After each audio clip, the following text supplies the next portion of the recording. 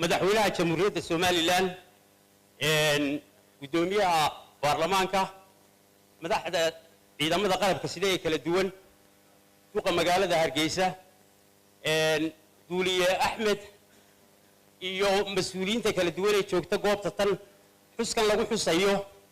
duuliye Axmed dheere aad iyo aad baan idin salaamay waxaan ku salaamayaa salaanta islaamka assalaamu calaykum waraxmatullaahi wabarakaatuh salaanka bacdi khudbadda ma aqaan halkan oo kale igaba sii daran iskuulada anigu meel xasan keligay ka hadli jiray dee halkan oo kale haddaan isku yaaco dee nin madax horteed isku yaacay un baan ahay marka xigta anigu berigii dagaaladu soconayeen dee waan joogay haddaan isleeyahay waa la noolaanaya waa geli lahaa jabhadda ee sanamta waa geli lahaa dee isbaa waxaan islahaa dee cidi ka soo bixi mayso meesha haddaan moodayo dee in maanta iyagoo wada nool baan arkay amba waa geli lahaa dee horta markaa waxaan kale oo leeyahay Somaliland madaxda hogaaminaysa waxa la libaax nin galaday iyo nin ba og cid kasta oo Somaliland qarannimadeeda wax u tartay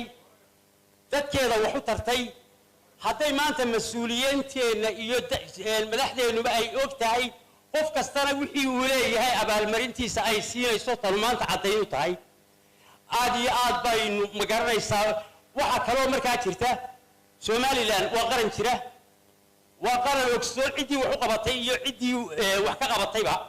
cidda wax u qaban doontana waa mid ogaan doonta waxaan kale oo aan ku darayaa muwaadiniinta reer Somaliland cid kastaba ha ahaatee toosintu way jirtaa toosinta laftigeeda intaan TV-ga la isla taagin waxa fiican meesha ay leedahay in la mariyo laakiin ninka weyn ninka gurigaaga carruurtaada haday kugu qayliso dee waad yaabaysaa waad ka dhex baxaysaa dee marka dambe bal weyn dadkii waaweynaa ku qayliyayna ka warrama maxay soo baxayaa dee marka waxa weeye aynu qarannimadeenu meel wanaagsan bay maraysaa ilaahay ma hadii baynu maraynaa ummaddu qof kasta oo muwaadin reer Soomaaliland tarun buu qof ku yahay oo dawlad ku yahay oo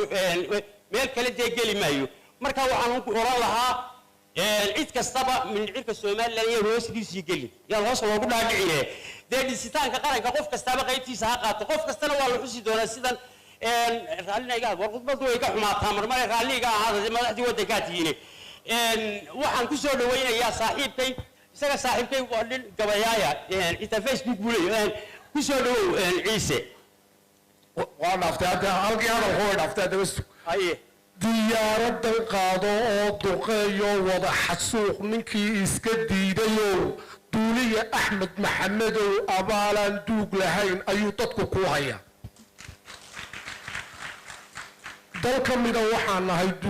dalka mida waxaan nahay dawladaha adduunyada dunidaynu joogno daaheen waa calan kaasugan dusheenne duugooba haynina dildilaaca haynina harsadaan dadkiisii dusha magaca ee bana dooroonow rasuulka iyo dul xariira lagu talay difaac qaranku leeyahay degta qoriga suray oo tarajay dilaacsho diiradiisii haysto daalin baynu leenahay duqay talada haysiya dastuurkay qoreen iyo diin baynu leenahay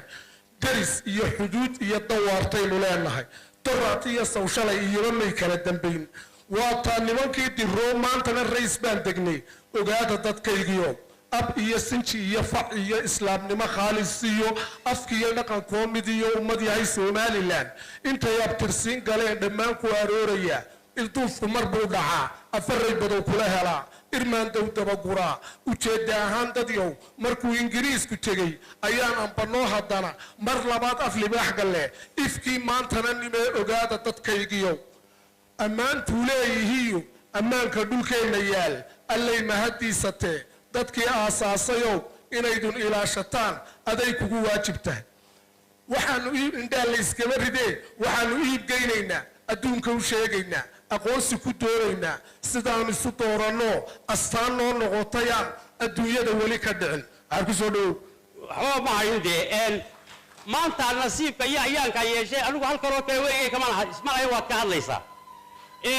mujaahidiinteena ama ummadii qarannimada tan u soo hoysay guusha